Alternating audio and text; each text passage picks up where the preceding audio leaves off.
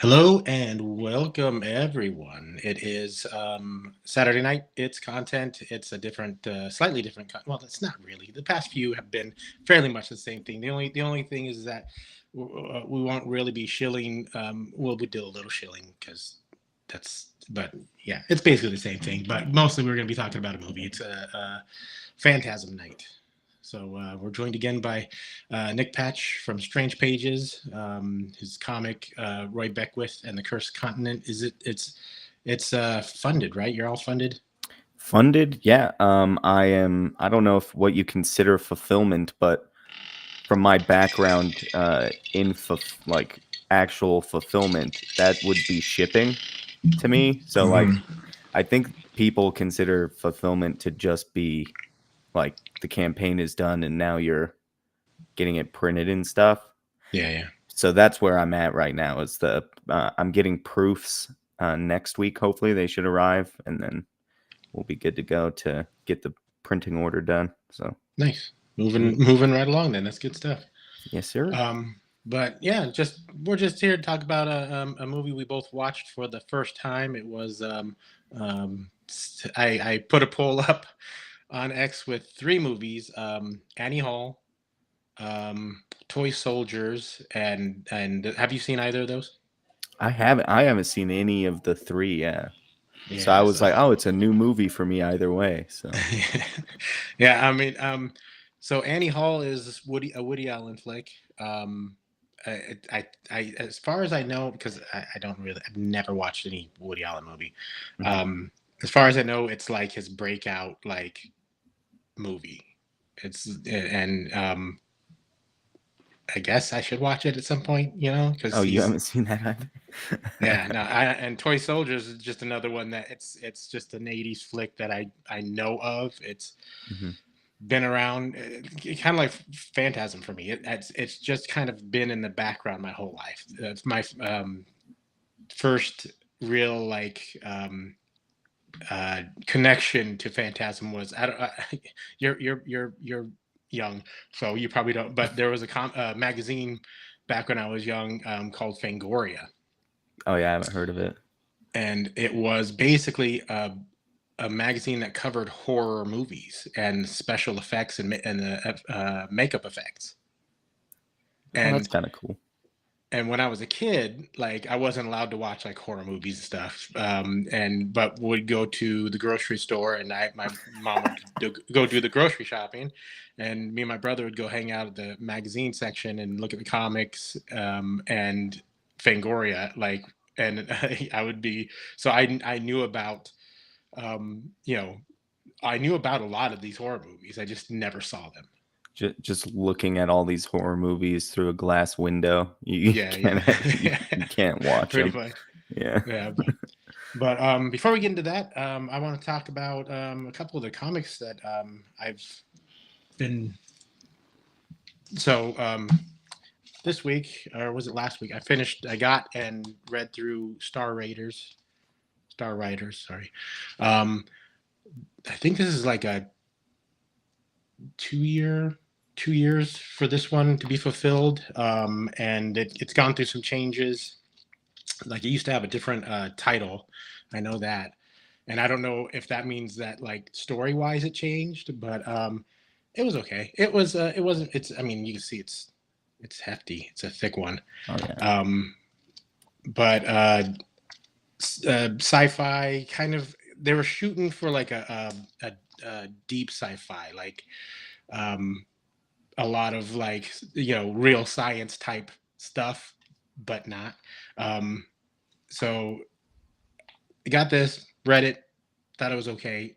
Um, their other Phenom Comics, Hunter Ninja Bear was their first release. I thought was a bit better, but it's not bad, not bad. If you like sci-fi, maybe give it a shot. I will say this. Let me see if I can find.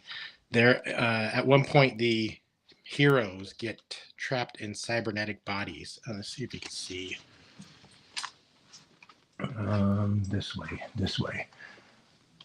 They're just they're just orbs. It's the most boring, like Oh yeah. most boring design ever. They're just round things. It's Yeah. but You Anyways, could have done anything, and you did spheres, I guess. yeah, Yeah. pretty much. Oh well, that's fine. um, I got Polar Destroyer this week. I have not yet read them, but I looked through them. The art's pretty good. I was expecting something else just from the artwork. It's very. Um, I thought it was about a polar bear that got like trained by the military and like, but it's more fantastical. Like Santa shows up apparently, Oh, well, okay. Well, I mean, if and it's so a polar bear, yeah. Santa has to show up. So I'm looking forward to actually reading that. And then have you ever heard of Madman? I've heard of it. Yeah, I haven't read Mike it. But. Mike Allred's Madman was one of my favorite comics back in the day. Just super fun, philosophical. He touched on theology and stuff like that. But this is a collection of um, pinups, guest pinups, and other things, but in 3D. Okay. When I was young, I loved the idea of 3D glasses, like the classic, you know, red and blue 3D glasses. Uh-huh. And I would get, if there was a comic that came out with those 3D glasses, I would get it just for. I had a collection of the 3D glasses, but the 3D was never great. And I got this just because I like Madman. I'm not kidding. This is the greatest 3D ever. It is the craziest thing what they've been able. I don't know how they've done it. I'm sure it has something to do with you know, the technology we have with our computers and such. But this back cover, um, let's see if you can see. Do you see the mess of colors on that? Oh yeah. That's like 7 or 8 layers No. that are distinct and very visibly back farther from another one. Right. Yeah, I yeah, don't know you can how. see how complicated that is. Yeah. I don't know how they did it, but I've about once a week I break this out and just look at the pictures over and over again. Man, I So just if you love ever get a these chance to 3D find pinups. it, or yeah, or whatever, like yeah, take a look at it because it's amazing how they did it. But yeah, that, and then what's the other one was Kneel Before Doomface. I got the digital version and read it, and it was really fun. It was a really fun book. I'm looking forward to more of that. Cool. Yeah, Um, I haven't read that one. I want to read a lot more, but I'm just so busy all the time. It's easier to work and like have a movie I've already seen playing than it hmm, is to, I can't really work and read a comic, yeah, you yeah, know. yeah, So, yeah. I can I like that Star Riders. Like it took me a week to get through it, just yeah. because I could only read so much a day. Like, but Yeah, and it yeah, was long. That was a big one. yeah, but reading, I would like to be able to at least read a like single issue a day, but most of the time I can't even get to that. Yeah. And Yeah, it's it can not be tough. anyone's fault but mine, Oh, honestly. yeah. But all right, but anyway, so let's just talk about this movie then that we watched. First off, I want to talk about. Let's see if I got it. Maybe I'll just put this in the background. Yeah, what do you got? Oh, yeah. The soundtrack, the music to this, um, was it caught my attention. It was very interesting. I was listening to it and everything about the soundtrack. I thought somebody's had to have sampled this, right? I feel like I've heard this. When I was watching the movie, I thought, I've heard this. Like, no way I haven't heard this. Like, this sounds so familiar. Yeah, and You it know? makes me. So I looked it up. There was a few. So was it Dougie Fresh, 80s rapper? Mhm. He sampled this. Um, and a couple others, but their samples weren't as heavy as his. But really, not that many. Surprisingly, not as many as I thought would be in there. But Well, it's also it is kind of like it's almost inevitable that kind of motif, that melody, like mhm. it just makes sense that that would happen eventually. So like I'm sure I've just heard stuff that sounds really similar to it Yeah, that, yeah, you know, it definitely has the like a. You could almost put this in any horror movie yeah, from almost. especially that time period, Right. and it would, yeah, it would fit. But I'm trying something And this else. was the same year as Halloween, is that right? 79. Yeah, I think Halloween was 79. Yeah, I did check and see. I was looking up to see what else the director did, because we'll talk about some of that. But it was directed by Don Consorelli, who also went on to direct Beastmaster, Oh, a classic really? Okay. that I saw when I was very young. I might have to rewatch because I don't remember anything about it. And then a more recent was Bubba Hotep. Yeah, I haven't heard of that. Okay, it was a small like indie horror film starring Bruce Campbell. Oh, okay. Yeah. Um, and he played a an Elvis impersonator who ended up fighting ancient like pharaoh, I think, a mummy. That's right up Bruce Campbell's alley. Yeah. And then he also directed all the Phantasm sequels, of Yeah, which there all were. 8 of them or something. Yeah. Jeez. But let's get right into talk about. So I imported a slideshow, so I'm going to see if I could just go from picture to picture, and if it won't screw up anything. If it, we'll see how it goes. But so you have as much connection to this movie as I do, right? Like Oh yeah, nothing. I've heard of it in passing before, but I had no idea what this was at all. Yeah, yeah. Yeah. Uh, so you like have you seen the balls with the spikes on them? Nothing like that. I feel like I haven't. I that all felt new when I was watching it. All right, yeah, yeah. Had you seen those already? Well, yeah. Like I said, I'd seen in Fangoria Oh yeah.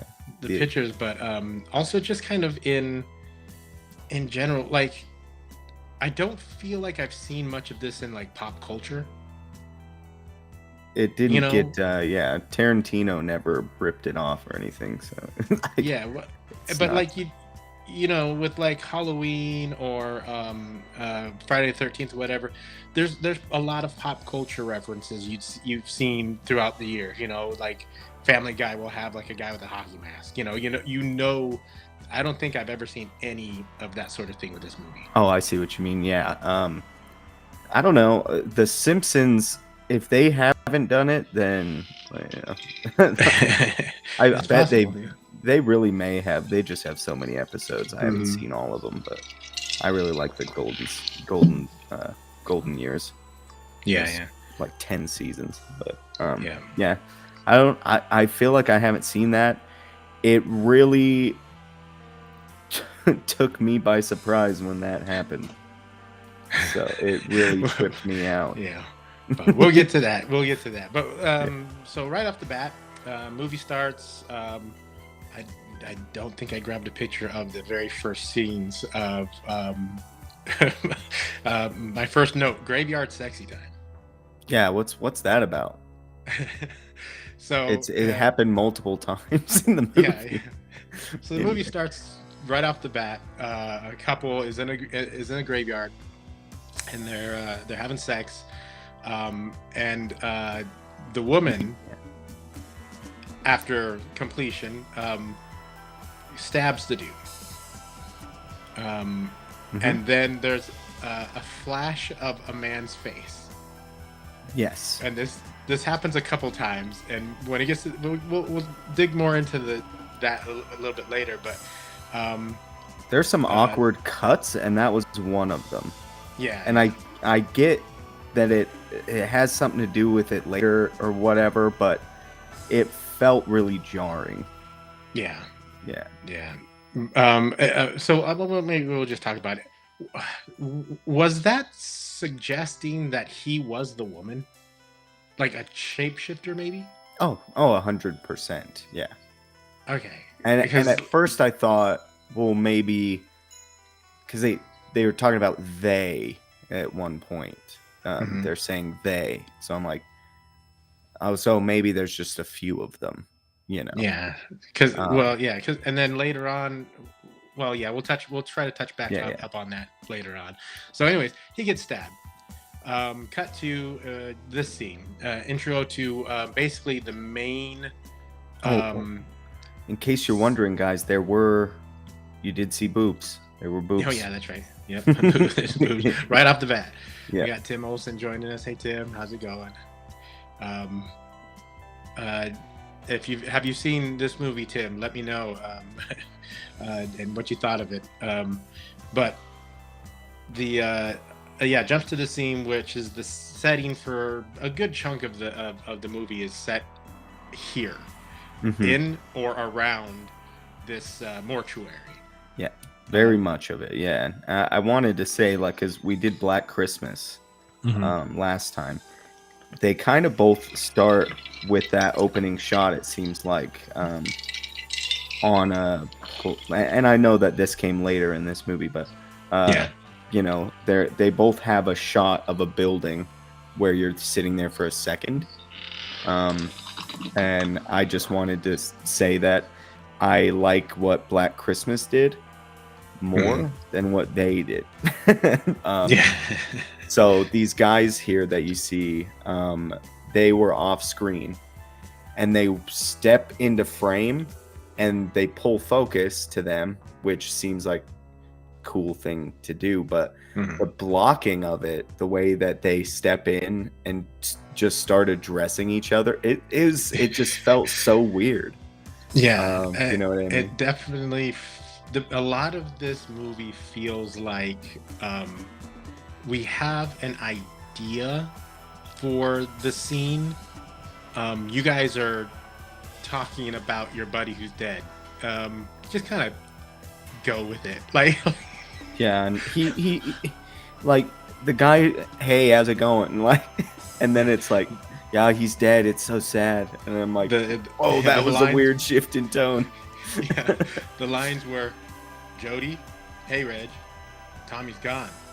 I can't believe he committed suicide. Yeah. Like, okay, so which got me questioning the police officers' like capabilities. Where did you find this guy?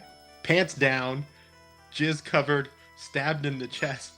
Like, Yeah, huh? and you said it was a suicide. Yeah, no, clearly he went to the cemetery by himself and stabbed himself in the chest to kill himself. Yep. And his who knows, they could have done some other stuff. We don't know the cops Yeah, found yeah. him like that. But I mean, no one sees a chest wound Mm, and thinks suicide. yeah. From a blade to the chest, no one thinks suicide. So yeah, Yeah. that's a very good point. Tim says, took me a while to understand this series. So, is there something to understand eventually? Am I going to have to watch more of this series to kind of? Because I'll be honest, there are things that I found interesting. There's there's interesting parts to this, but I agree. Yeah. so we'll get to those interesting parts in a bit. So, cut to inside of the uh, morgue. Very marbly, and I will Yeah, say this: incredibly, yeah. the directing, as far as acting, the cuts, how the movie was cut together, all that stuff, not great. I did like the choices of shots though, a lot of them. The symmetry, like very Wes Anderson. But perhaps, or maybe they're trying to go Kubrick, Oh yeah, that too. Yeah. as well, kind of. Which, um, that just the next year, The Shining came out. Hmm. Yeah. So yeah, but Yeah. yeah, some of the Very. shots do look good. The way it's cut together, though, you're right, and a lot of that acting. Um, I don't want to get too much into what I think about it. We can just move Mhm. through, and Yeah. we can talk about the bits. Yeah. So all, being like mildly um connected to like uh conspiracy theorist stuff. My first thought when I saw this stupid all this marble was, oh, that's definitely Tartarian. But I guess I'm not as much of a conspiracy theorist as I thought I was, because I don't know what you're talking about. But okay, yeah. Look up Tartaria architecture in America and the mud flood. But anyways, oh, that's one okay. of the things I thought immediately. Yeah, I yeah. No, I don't know what that is, but yeah. So I agree. This shot was interesting. I thought that the sound design here was incredibly annoying. Mm. The creature Um, sounds. the creature sounds, the heavy footsteps. Yeah, the very Um, much in the clickety clacks of heels. yeah, Like, yeah. and like, I think that maybe they were trying to build atmosphere Hmm. with doing it, but I just found it distracting. As well, I found much of the score to be incredibly distracting Let's get. and It weird. looks like Tim wants to join us, so let's. And hop in. It seems like he knows more about the movie. Well, I mean, I've seen it before. I don't really think they really had a full, solid idea of what they were doing. Like they were making it up as they went. Yeah. Yeah. Oh, yeah. I get that feeling too. So I remember, like, if you ever seen AMC where they'd have like a horror movie marathon, and the Phantasm series, and like, I don't understand where the tall man comes from, and I don't really quite get this. How does he get those brains into those little balls, and what is Oh, it? so we haven't yeah, we don't even know that there are brains in the balls, so we have to. I might have to continue the series at some There point. seems to be a joke there too, what you just said. I mean, there's no way. There's a joke there somewhere. We'll find it. Yeah. Yeah. Um, That we didn't know there were brains in any Oh of yeah, the balls. Yeah. I'm sorry. Spoilers. It's my bad. okay. No, it's That's okay. the- I don't think I'm gonna watch all of them. And this But, whole thing is spoilers for if you have not seen the movie. But Yeah. so yeah, this is the first the scene where, I mean, very early on you start hearing like weird creature noises. I don't think you get to see even them passing in this scene yet. That comes a little bit later. Yeah, it seems all just done audio. Yeah. Yeah, and they talk about there's some like ADR portion of these scenes where Reg, the balding guy with the ponytail, says something about it's good thing you left your brother home. Oh, that was the worst ADR ever, bro. Yeah. They clearly were. Like you said, Tim, it's like they didn't have a plan. They didn't know what was going on. They just filmed some stuff, and then later someone told them, "Man, I really don't understand what's going on with the brother, the kid or the kid in the graveyard. What was that about?" And then they just threw in. There's more than one instance of this weird ADR trying to cover up some plot hole or explain something to the audience that was clearly like too hard to get, Yeah, because like why is this kid like watching through binoculars, and but the ADR does explain that apparently their parents died, and since their death and funeral, he's had a hard time of it, and that their funeral really messed wow, him. yeah, something to do on ADR for sure, dude. Like they didn't even Yeah. It's like what an unfleshed out idea they must have had, that they have to drop this big character information like in ADR. So, But I saw that when this thing happened, you got this kid, Michael's his name, riding up to introduce they introduce him as riding up on a motorcycle through a cemetery, and all I thought was, he deserves whatever he's going to get. You don't ride your dirt bike on people's graves, you little jerk. well, turns out there's not even people in those graves, probably. Yeah, I know. Because there's, but yeah, still, yeah. Because that's a note I have later. Like, they had a limited, there's 12 gravestones roughly that they just. Oh, is that right? Yeah, use over and over again. Yeah. But so yeah, I didn't even notice that. Yeah. Yeah, it's the same. It's these same ones, just like they filmed from slightly different directions. Yeah. But. Now, have any of you seen any of the sequels to this film, or is this the first time? Not yet. Oh, yeah. Yeah, this is the first watch through. Yep. Oh, okay. I see. Yeah, I had no idea what this was even about when I went into it.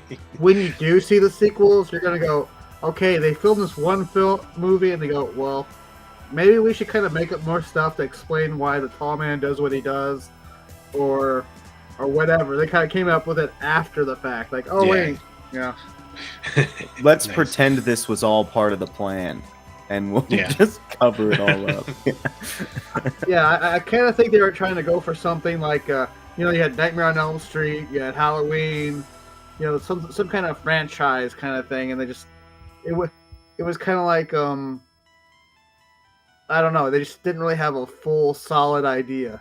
Mm-hmm. Like what's the plan here? Yeah, no doubt. Like.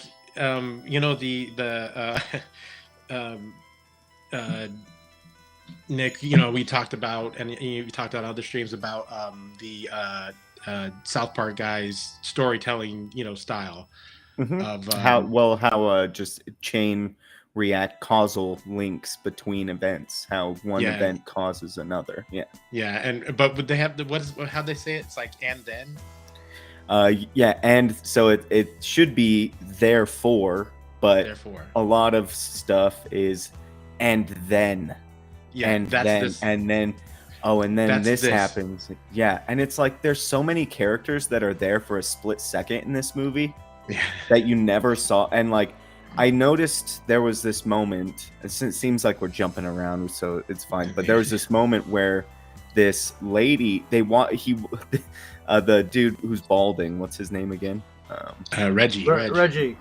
Reggie walks in and locks the door. It seems like it's his house or something. I can't remember exactly whose house it was, but he's walking in and it's all this tension. And then there's this fake jump scare where it's just this lady, Myrtle, kind of older Myrtle. And you never saw her before, and you never see her again. She was just there for a fake jump scare. That was it. Yeah, that was it. Yeah, I don't know if it's what you're saying about the South Park guys, but when you start with an idea, you keep it simple.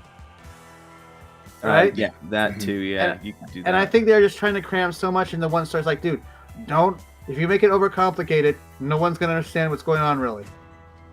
Yeah, and I think that they didn't understand it when they were making it.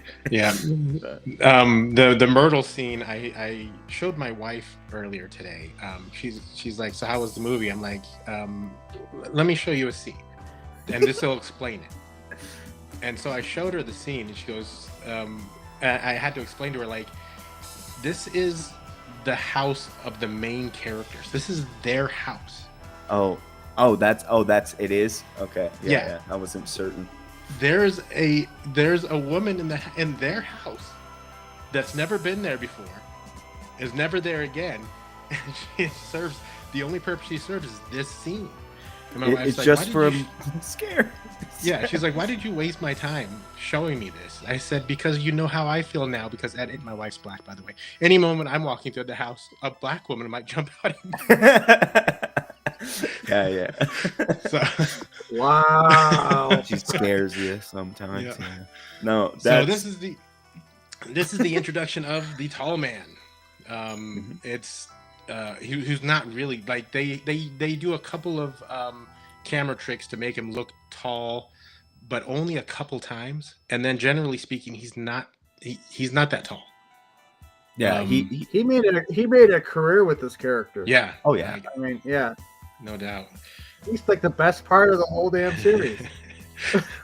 Actually, I will. This is my thought: is he seems to have put more care into his performance than anyone else Mhm. in the movies. Yeah. He seems to the actor. Yeah. Um, Boy. there was some like ADR with him that wasn't even ADR. Mhm. It was just like you just heard him saying stuff, like almost like narration. Like Yeah. that's how it came across, and you're just seeing his face as he's walking, Yeah. chasing the boy.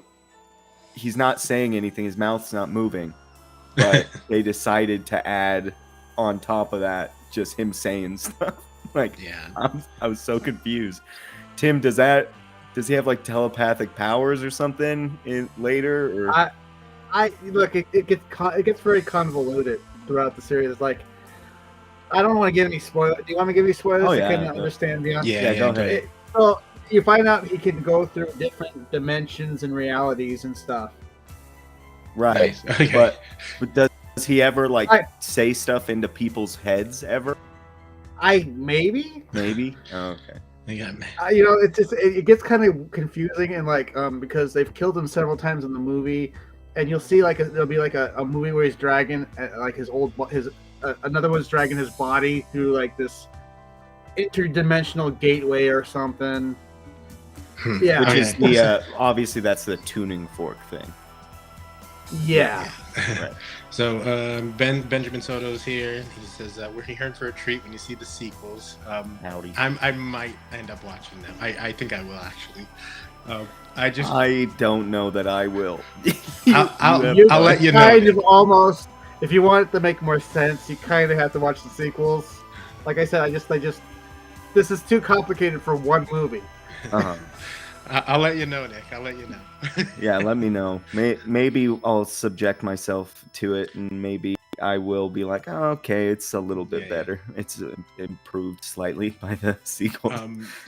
Speaking of ADR, after the funeral's over, I don't know why I didn't get a picture of him, or maybe I did. But they take off. Jody here tells Reg, this place is creepy. Let's get out of here. And it's all done in ADR as All the of it. car is driving off. It's just Yeah, which like then you could justify something like that because sometimes you'll hear the end of a line Mhm. as it's clearly like we're cutting. It's called an L cut. So you hear the audio from the previous scene as you're kind of cutting to the next one. So like you could have kind of justified that, but yeah, the whole thing was ADR. It was this long line, and yeah, it was. And yeah, it I think it was because the car is barely noticeable, and you don't know that's their car yet. The car is not introduced until a slightly later scene, really. So Yeah. they had to like, hey, look, that's them driving off. But anyways, Ben says no psychic powers, but he's from the Red Planet. Okay. And Tim's talking to Benjamin, so. So then, so yeah, they leave. They get home. Let me see what's the. I didn't get. I don't know why I didn't get a picture of the kid. Through his binoculars, watches the tall man lift the casket. This is an important. Yeah, that's an important note there. Yeah. Yeah. Earlier they had was it 6 guys struggling to carry the casket, and then Michael watches the tall man just lift it up, throw it in the back of the hearse, and take it somewhere. They don't really tell you where. I will he's say the taking it. effect. I was sold on the effect because the coffin looked more or less real. Like it Mhm. didn't look like it was poorly faked. Like Yeah. so obviously it's a prop that's supposed to be lighter. I was pretty sold on the effect. Yeah, it didn't have that same effect of coffee cups in movies, where you know it's empty and there's no weight to it. Oh yeah. Yeah, it didn't quite seem like that. But yeah, so that's an important note. Yeah, because and throughout this, if I'm not wrong, he's hearing these weird noises as well when he was out in the cemetery. Yeah, that's right. Um, yeah, Tommy. Not Tommy. Tommy's the dead one. Who's the boy? Michael. Mike. Michael. Mike. Yeah, Mike. Mm-hmm. Ben says So. Phantasm 3 is my favorite. There's a kid that's like the rated R version of Kevin McAllister. He sets traps, but they are deadly. Nice. That's funny. But yeah, so then we are introduced to another character in the movie, the coolest car ever. That car is friggin' rad. It is. I know why. I don't know cars. Do either of you know what kind of car that is? No, I don't know cars very well either. I know it's a rad one. Yeah, it's rad. It's a rad car. I should have looked it up. But here's the thing: whose car is that? As in, like, what character's car? Michael's? Or is it Jody's? Because the very next scene, Jody's riding a bike somewhere. Yeah, there's definitely some weird. It almost seems to me like they had a bunch of restraints on, like, maybe this was a friend's car they were borrowing or something like that. Yeah. And then they were like, dude, I'm sorry, I can't. I'm going down to, I'm going out of town. You're not going to have the car. And like, I have to take it. And they're like, oh man, what are we going to do? And so they just like, well, we'll just put him on a bike. Like, whatever. No one's paying attention, right? Yeah. Like... But and then Michael's driving this a lot, and the kid's 13 years old. Mm-hmm. So this shows you the difference between the late 70s through the 80s to now. Yeah. Like there's no way they'd make a movie like where a 13-year-old kid's just hopping in a muscle car and just like, tooling around, But, yeah. Well, I mean, was it even legal back then? Probably not. Oh, it was illegal still, but I grew up like on a ranch. Yeah. And I was allowed to like drive on the ranch, but I was never allowed to drive on the roads until I was 16. Yeah. And had a license. But I did notice that he's driving it and he just knows how to drive. It's but also like crazy. Nowadays, whether it was legal or not, like I remember when I was a kid, like driving in a truck, in the truck bed, which is still legal in some places. Dude, I see it's illegal here, but I see kids doing that now, teenagers. I'm like, oh, these kids, what are they doing? But like we did it all the time, and like nowadays you feel like, there's that sense of like, should I tell somebody about this? Well, because you know better. Yeah. Yeah. Now you're like, also, oh wait, that's a stupid idea. Yeah, but we could also just be, no one would wear our seatbelts. We'd just be like walking around the car, and then my uncle would be drinking his beer, driving us around, and if one of us wanted, we got thirsty, we wouldn't stop anywhere. He'd just hand us the beer. Yeah. It's just a different time. Like it wasn't they weren't legal things, but like even if the cops pulled us over, like it wasn't a thing. Mm-hmm. When they introduced DUIs, people were livid, and there are interviews where people are like, "You're telling me I can't even drink a beer on the way home anymore after a hard day's work?" People were really upset when they took that away from them. Well, I mean, in Washington, there's like zero tolerance. Like, okay, long time ago, I almost got one. Was not a very proud moment in my life, but they send you for your pre-trial thing.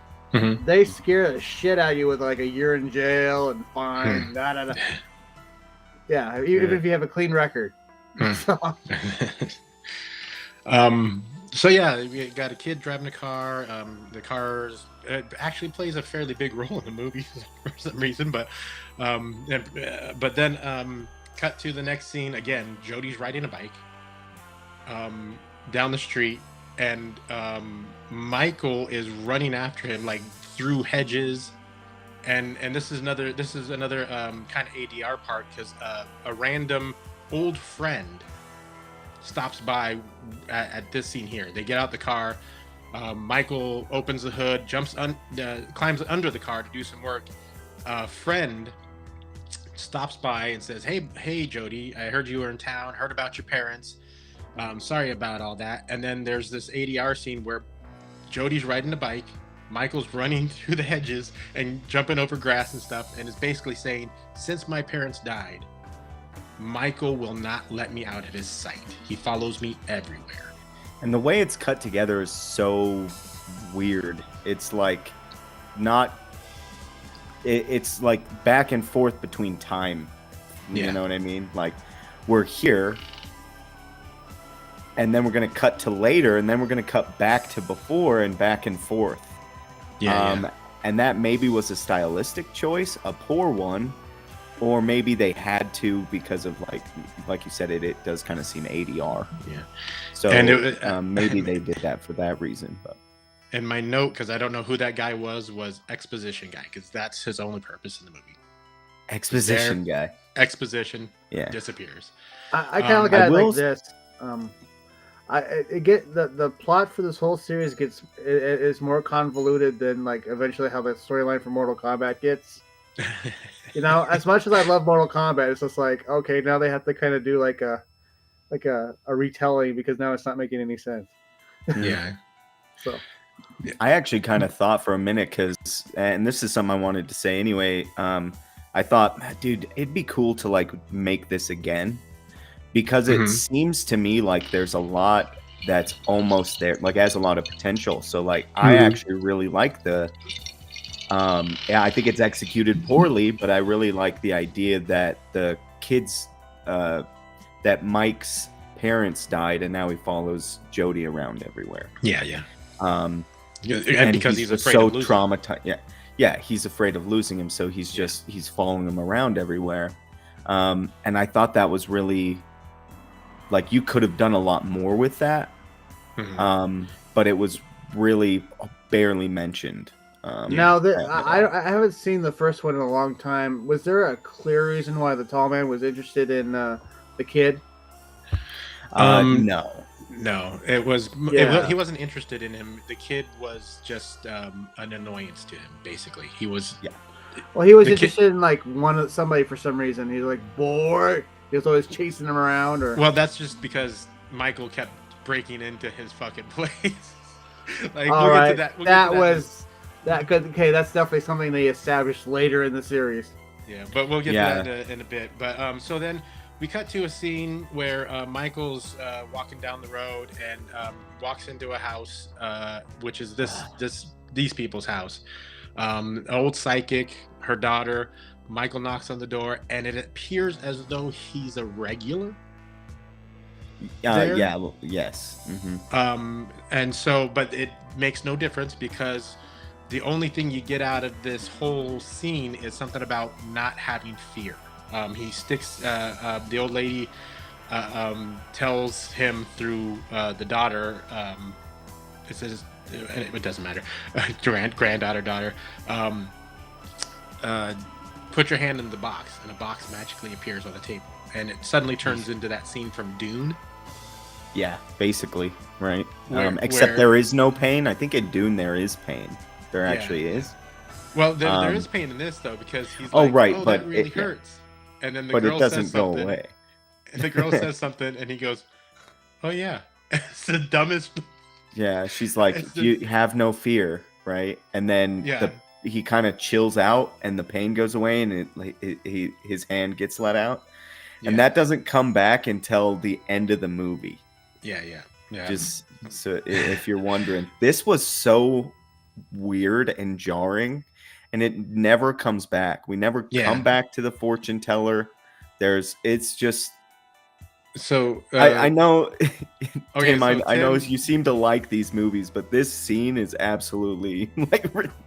I know, right? Tim and Ben, does this scene ever have any sort of revisiting during any of the sequels?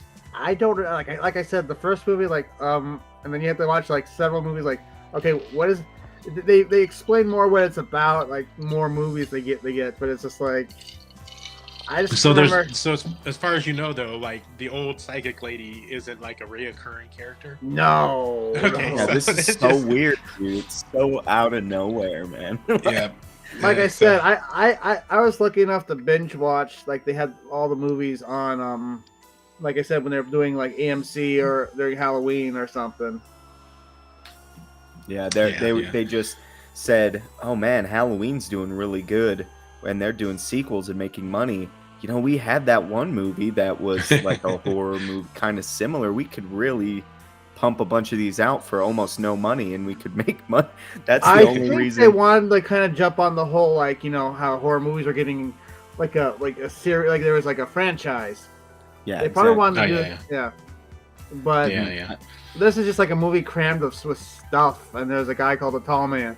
yeah. Yeah, So it really is like, and then, like you were saying, yeah. Crenshaw.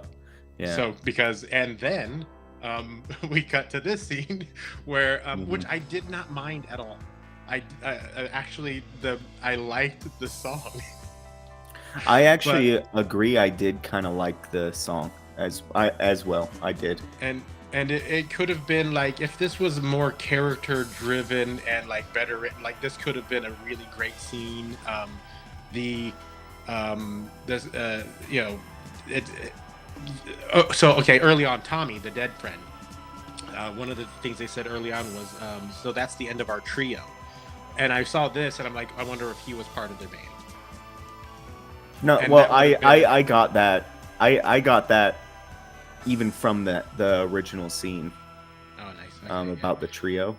Yeah, I don't know why I somehow I pieced that together early on, but yeah. And then we get the tuning fork scene, and it is so painfully obvious. But it's fine, you know. I mean, but you know, you watch it and you go, "This is going to be important later." I like But he's not even tuning the guitar. yeah, they don't, yeah they played the song, and he just pulls it out and hits it, and yeah. So yeah, good point. Yeah, it is important, incredibly Ben important. says, yeah, Ben says, I never watched watched these expecting much continuity. Even the first movie didn't make much sense. It's just a good creepy vibe movie. The writer and director was probably on acid. may have been. Yeah. No, that's I was gonna say that as well. This movie seems to really focus on vibes a lot more. Mhm. In a way that I think Suspiria did a lot more effectively. If you ever saw Suspiria, but yeah, I think that's what it was trying to do. Yeah. But it just, in my opinion, the whole thing falls apart. I think the creator of the movie was like, I guess he was quoted as saying they didn't really map it out when they started. Yeah, no doubt. Yo, really? Ah, Yeah, I bet. which And explains everything. yeah. So so previous to this scene right here, there is another scene, which again is it just pops out of nowhere. A blonde woman walks into the mortuary, the morgue. Yeah. Who she is, where she's from, why she's there, nobody. She just walks in, opens the door, screams. That's it. Yeah, it's all just like it's all vibes. Yeah. Right. The movie is like we needed something scary to happen right here or something. Yeah. Like, so yeah. So we cut to the bar. The bar has a lot that happens and kind of goes on in this general area. Like, I really could have cut or taken so many pictures from this movie because almost every shot is. It's not important to the story. It's important to the scenes that are here. Like every scene of this movie is like a scene in and of itself that's separate almost from every other scene. Yeah, And then it's so weird. Yeah. Mhm. So before we get to that, so in the bar, Michael's outside. how long he's been there waiting for his brother to show up. So here's the thing I didn't understand. Michael follows Jody around. Jody Mhm. drives the car. Michael's always there immediately. So everything in town is just like down the block from them. Well, and what happened to his motorcycle? He had a Oh, that's motorcycle, true. and now he's running around everywhere. Yeah, that's right. Yeah. So, anyways, Michael's outside. He's peeking in the window, watching his brother hit on a girl.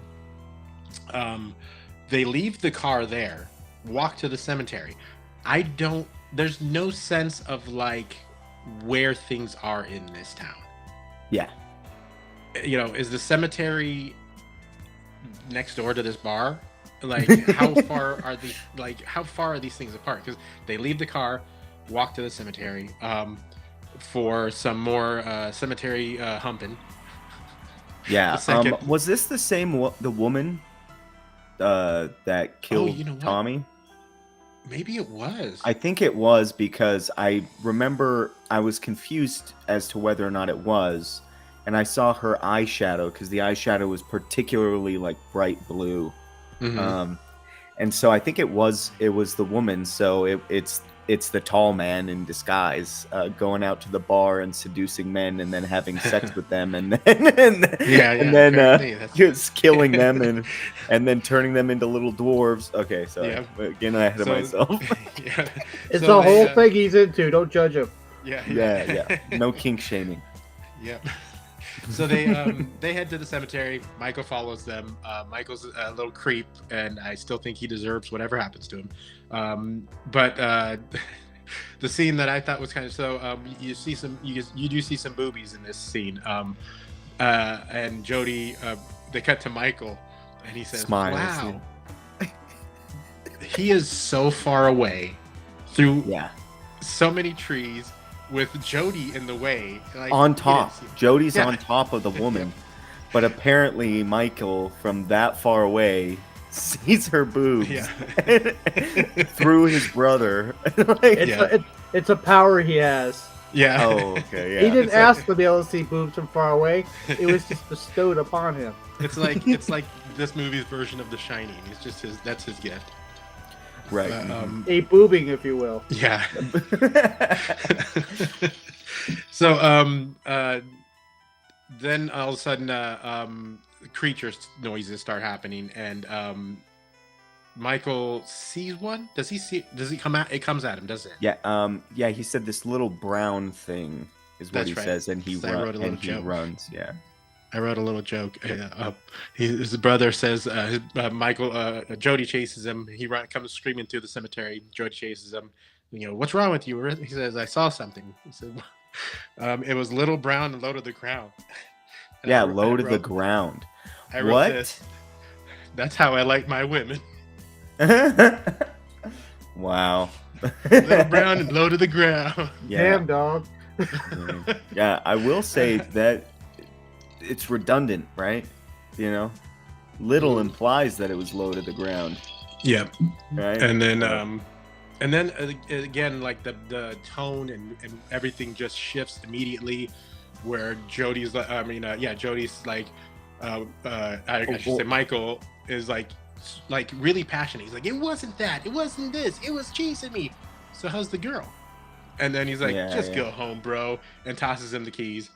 I do want to say, but just to fill in the blank there, he like ran through the graveyard. Jody got up off of her, said, "Hold on, that's my brother. You wait right here." and then he runs, pulls his pants off. Well, he always finishes what he starts, right? Yeah. I'll be back. But yeah. So he does come back. No girl. There's a scene a little bit later on where they revisit this, but it has no weight on anything. He returns to the bar the next day, very same shot, just in the daylight, and asks the bartender, "Hey, did that girl ever come back?" I was getting freaky with her at the cemetery. Yeah. And that was that. I don't understand. I told her to wait right there. When I came back, she was gone. Yeah. And then Mike goes Yeah, home to his leopard print pillow and has a dream. And this is, like I said, there are some cool shots. This is a great looking shot. Just the creepy guy just standing over him. The the graves open up on the side, and he has this nightmare. But like, I really, really dig that shot. these nightmare scenes are so out of nowhere too. Yeah, Like this isn't the only one. Yeah. Yeah, there's one a little bit later.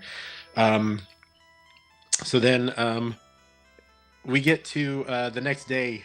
Michael's just kind of strolling through town, and I got the video because this is a very cool scene, but also the tall man obviously was uncomfortable with walking. His arm swinging is so out of sync. Watch his arm swinging, but it's still a cool scene.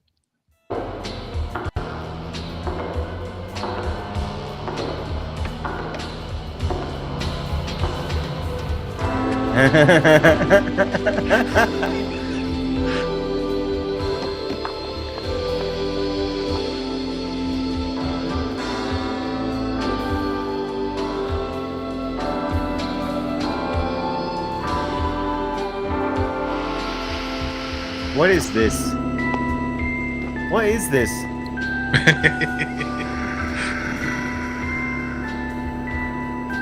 What the hell was that? What was that? He had to cut one and walk away. Yeah. So here's I kind of sort of going through this to get these clips and pictures. I think I figured it out. He's from, as they say later on, gravity and heat. The place is so hot that when they pull Michael back out, they have to pat. He's like burning. Mm-hmm.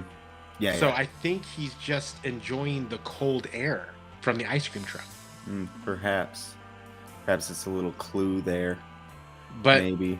I really dig that scene. The music is everything about that is just like, if it was in a better movie, it would be.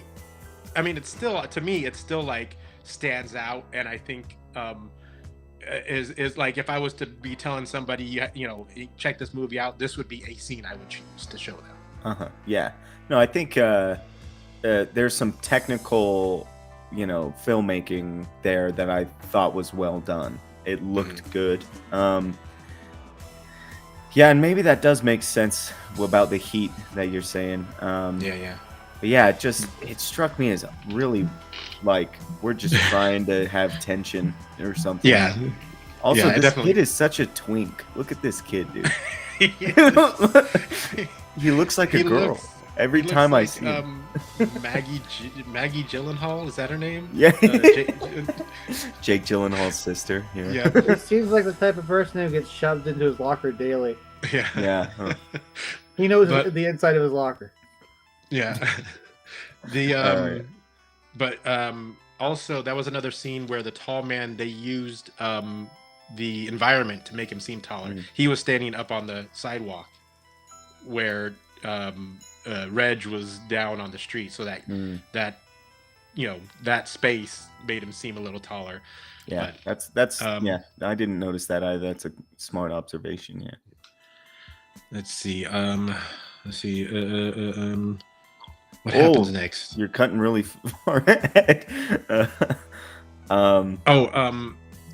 Yeah, that's right. So then, I don't know why I didn't get any under the car scenes. Yeah. So he was under the car. You're right, and man, everything in this movie is so weird. It is. Michael's working on a car. The car. Apparently, dude. At night, it's dark. He's just working on the car. He's by himself. At night. He's got a ball peen hammer for some reason. No, you need those often when you're doing repairs on a car. Yeah. But then he starts hearing the familiar sound of the creatures. And you see some quick flashes of something running by. They get into the car, shake it enough that it falls off the jack, and it doesn't smush him. It seems like it's holding him in place, but it also doesn't. And then Yeah, this is so weird. and then there's feet suddenly there, which he hits with the hammer, which is, a good thing he had that with him. And it turns out it's his brother. His brother has shown up and he's smashed his toe with the hammer. And Michael tries to, and this is the line. Michael tries to convince him there was something here. It's coming after me. To which Jody says, "Nah, it's probably just the retarded kid Timmy from up the street." Oh yeah, that's right. I don't think I lived in the same town as them. That sounds like your shenanigans, Tim. Yeah. I don't know. No, that was such a weird scene because so this is what makes me mad about it is that they're like, oh guys, look, he's trapped under the car. It's kind of pinned him down. Scary, right? And then he's just out of the car. He just climbs out from under the car. Yeah. His brother doesn't have to go and jack it up to get him out or whatever. Yeah. He's just out. So it's like, let's create tension and then just undercut the tension immediately after to get to the next thing we need to get to. Yeah. So, and the next thing is Michael he's feeling pretty threatened. Yes. So he goes Rambo style, straps a knife to his leg, and decides to take like a preemptive action. He's not waiting for them to come get him.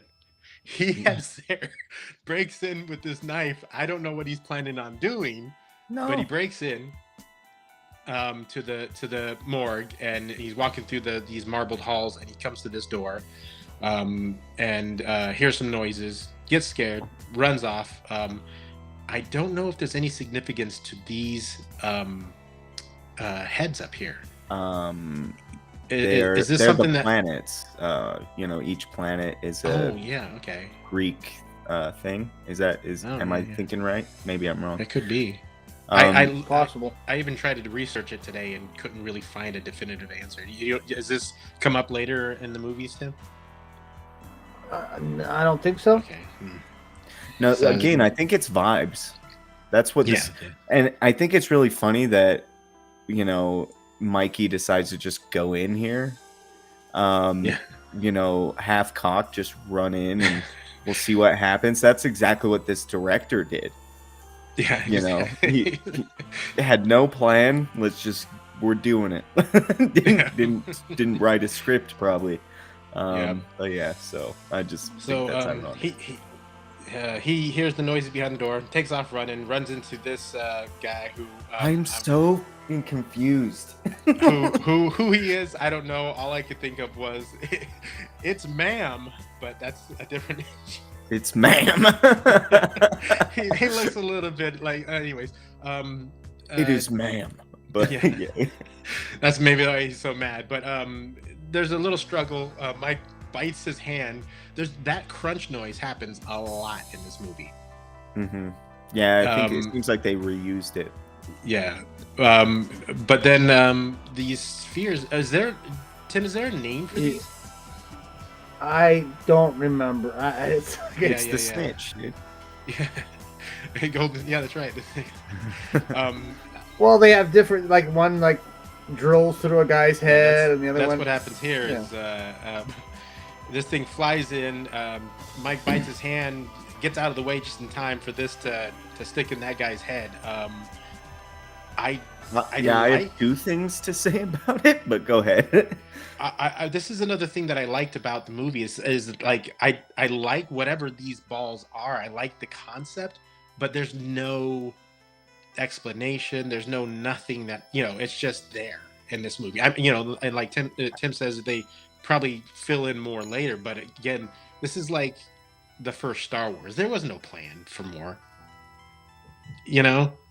What? You said the Star Wars had a plan. What are you talking about? Not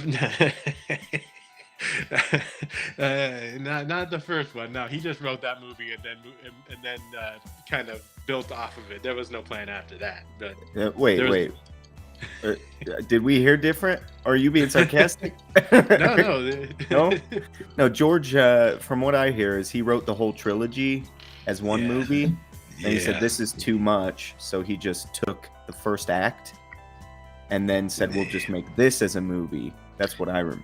Yeah, this is one of those things they kind of didn't really have any actual explanation for them until like later. Yeah. Yeah, it's But- really Yeah. weird. And what I dislike about the mechanics of this is that it's putting pressure to Mhm. drill into his head, but like it would just fall off, and there's nothing holding to him. Does that make sense? Yeah, I think that's what the spikes are supposed to be, but clearly they're come just on. kind of. Yeah, exactly. But yeah, drills a hole in his head. For some reason, it has a. Oh, this. Yeah, so that's weird. the scene right there. Yeah. Yeah. For some reason, Then it has just a shits out the blood yeah, on the other It end. has a spout. I don't know, like. Oh yeah. It was really weird. Like, why do you have this thing that does this and makes a big mess everywhere in your nice marble? Like, what? Couldn't you have it just kill him a little more, like, efficiently and less messy? Like, what is this? Yeah. You know? Yes. Hold on, let me get the mop. Yeah, well then the mop is even more necessary because of let me see if I can let's do it this way. They spend a lot of time showing this guy's urine like growing as a puddle on the ground. Yeah. Is that what that is? Yes. I think it's confirming that he's dead. Yeah. But I do have. Good. Oh, go ahead. Oh yeah, I'm very, very mad that this guy exists. So the thing is he's attacking the boy. Mhm. So it's like, oh, okay, so this guy is on the other guy's team, the tall man's team, right? Yeah. And we've never seen this guy prior. Nope, Just in case not at all. anyone. So he attacks the boy, so clearly he's on the tall man's team, but then he gets killed by this thing, which obviously they were trying to frame as a mistake because the kid Mhm. got out of the way too quickly, whatever. But he's not an alien. Yeah. He got doesn't the have regular colored blood. yellow blood. Mhm. Yeah. None of that. So who is this guy? Who the hell is this guy? And why is he here? And like, what's going on? Yeah, there's a whole lot there, huh? Yeah. Yeah. We Do never. you think some of these people are like the director's buddies, and he goes, "Hey, I need you to be in one scene and then die." Yeah. Well, Yeah. not only that, but they're like, "Can you put me in the movie?" And he's like, "Yeah, I guess we'll make up this guy." Yeah, or maybe the other weird thing about it is that he's got that eyeshadow like that girl had. Yeah. The girl Oh. was the tall, but this guy's not the tall. You see what I mean? So it's like, Yeah. He's who, got some who is heavy this eyeshadow. guy? What's up with the eyeshadow? Like, it's almost like they thought, oh, okay, so we'll have the eyeshadow. The eyeshadow will be like a signal that they're on the bad guy's team. And then they were like, but actually, no, this girl is the bad guy. We'll just do that. And none of it makes sense. But anyway. So so that guy dies. Michael gets up down at the end of the hall is a tall man. Again, I like the balance of this shot. The guy again. I'm big on symmetry. Like, I love symmetry, and this guy apparently does as well. There's a lot of just like center line, balanced shots, and as much as I actually looked up who the director of photography was, because I couldn't imagine it was the same guy that directed the movie, because one of them's done bad, one of them's done well. But is it the same guy? Yep, director. And the tall man is an interesting character. I just wish you knew what he was about. Yeah. In the first movie. Yeah. No, actually, I mean, it makes sense. I think that this guy's better fit to be a director of photography than a director in general. He's clearly focused on the superficial, and he has no balance as to anything that needs to make sense or anything. Yeah. Yeah, we'll get to that in a sec. So there's a short chase. Michael runs into a room, slams a door. It's a heavy door with a wood slat, like lock, like on an old castle gate.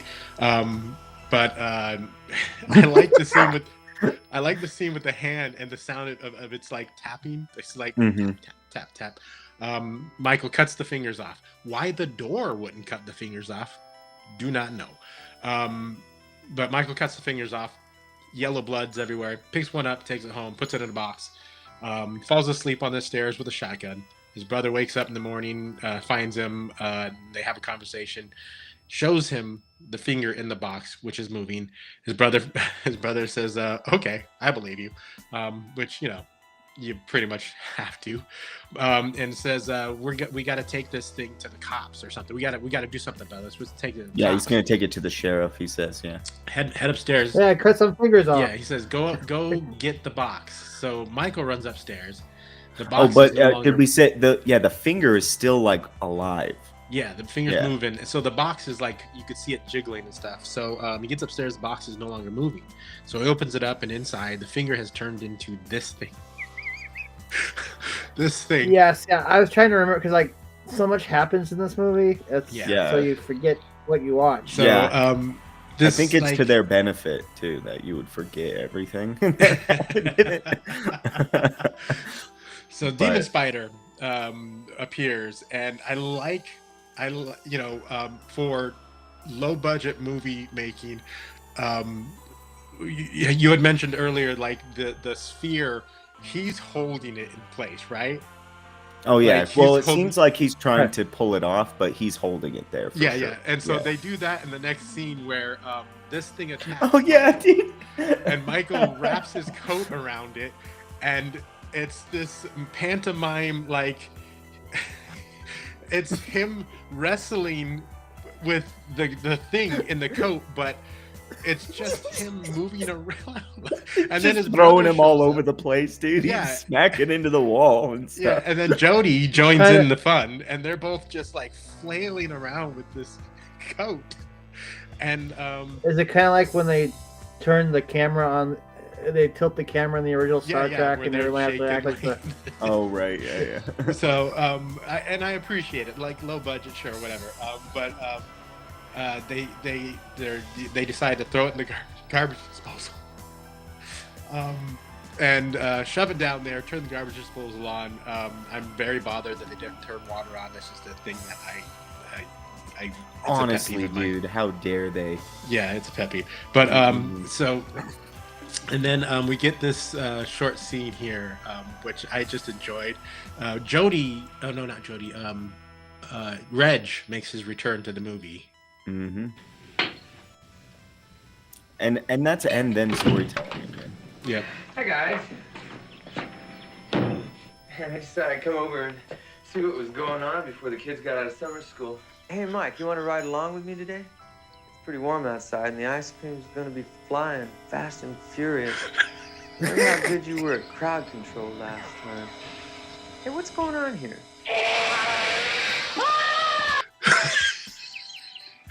Honestly, I think I could watch this movie every day. Hey, what's going on here? Ah! Reg is such a cool cat. Like he's so. But anyways, I just loved his, like, that line, like, ice cream's gonna be flying fast and furious. Yeah, dude. But Fast and Furious. This is the kind of movie you watch like really late at night when maybe you can't sleep, so you decide to watch like a B movie on television because you don't have to think about it. So it's like maybe you're no doubt. drunk. Yeah. Maybe you're a little drunk, yeah, something like that. Yeah, this is a something you and some buddies get drunk, just drink and just laugh. It's just, but it's just there's a I have a soft spot in my heart for cringy movies, and this fits the bill. You're also But, wearing the same shirt as Mikey, so. Oh, nice. Yeah, that's right. This is my Cholo shirt. But they Hey man. yeah, they shove it back down into the garbage disposal. Apparently it works that time. And there's the next scene is Jody, the older brother, showing Michael how to use the gun. I appreciated this scene because it was very solid advice. Yeah, it was solid advice on using guns, about how you shouldn't point them at people that you don't want to kill. Yeah. So, He yeah, said, don't aim a No one will be seated during the gun safety scene. But these are actually, I when I was young, I took a gun safety course, and these, I don't know if maybe the guy just stole them from this, but these were things that I was taught in the gun safety course. Don't aim a gun at a man unless you intend to shoot him. Don't shoot at a man unless you intend to kill him. The next part wasn't. Warning shots are bullshit. yeah. But like, shoot to kill or don't shoot at all. And that's solid advice. Like, that's solid. Like, yeah, that's it does never come up. Like, you almost didn't need it, but Yeah. as a scene, it's like, again, it's like and then yeah. Nothing's like a chain. I wonder if it was like they had the scene and they were working on it or whatever, and then Michael gets a gun, right? And then the director's like mom or something was like, should a child have a gun? And they're like, well, let's come up with some rules. Like, let's use the gun safety course that mom feels better about it, because like, yeah, it doesn't do anything, but and then this guy comes out of nowhere and attacks him, and then that's what happens. They're really short. I almost feel like they were filming it and they didn't know what the little brown things were yet. Mm-hmm. And then they were like, I don't know, man. I don't want to do a whole crazy, effect that we have to make. Let's just do it. We got get a short guy, put him in a brown coat. Yeah. Yeah. We know a bunch of midgets. We'll just call them over and see if they want to be in the movie. Yep, exactly. I think it was just one. They only showed one at a time. I thought there were two at one point. Maybe I'm wrong. No, I don't know. They only ever showed one at a time. But, yeah, maybe they only had one. No, that's not true. I guess later shot.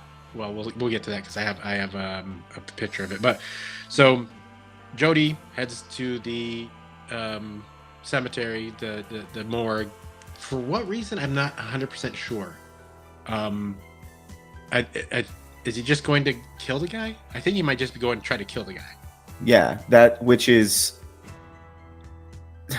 like, again, that's exactly how the director thinks. So, you don't need a plan. Just go in, just see what happens, dude. This scene though is crazy because this thing, this little evil Jawa jumps onto Jody's back. There's a struggle. Jody has a pistol. In order to get the thing off his back, Jody holds the pistol with his thumb on the trigger, pointing at his own self with the thing on his head, this far away. Yeah, literally. And starts pulling the trigger.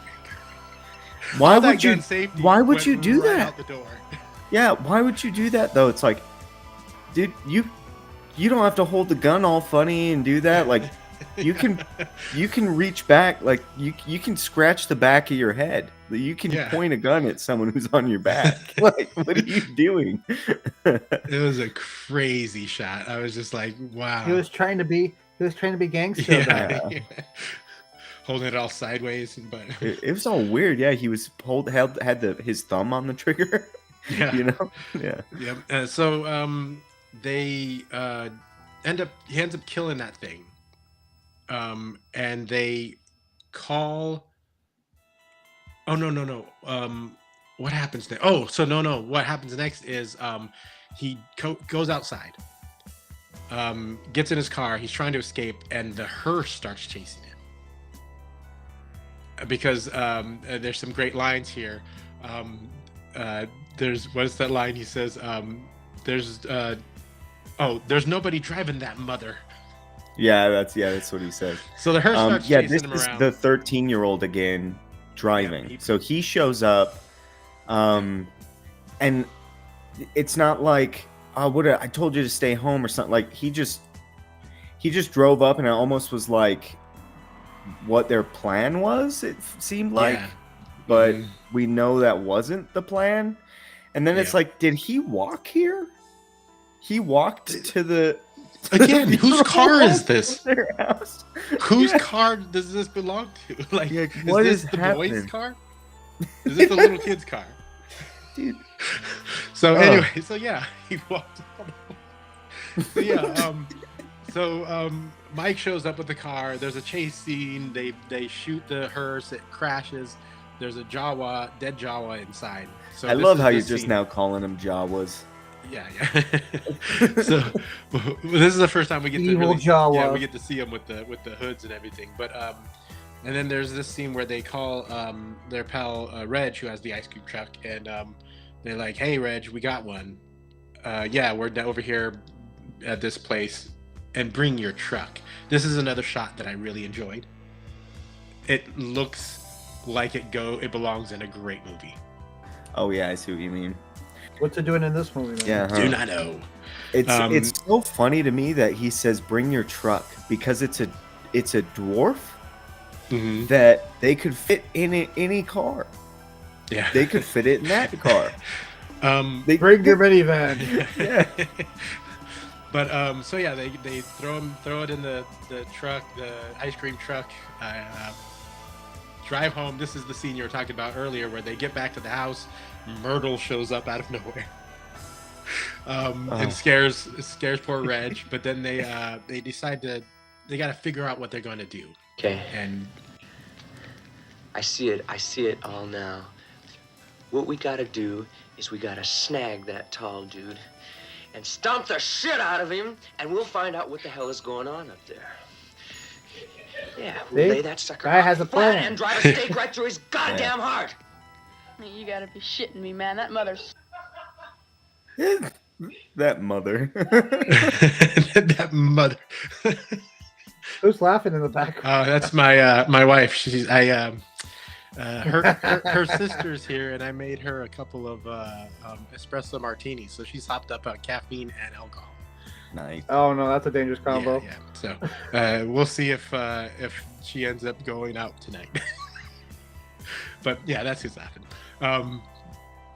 So yeah, the great scene from Reg. I think Reg was for me was the highlight of the movie. He was a decent actor. I think he seemed to. Sometimes though, no, it's really weird. Like sometimes I'm like, this is a pretty good performance, and then sometimes I'm like, this is the most hokey performance. Yeah. I was wondering if he for quite a bit of the movie, I was wondering if he was the director.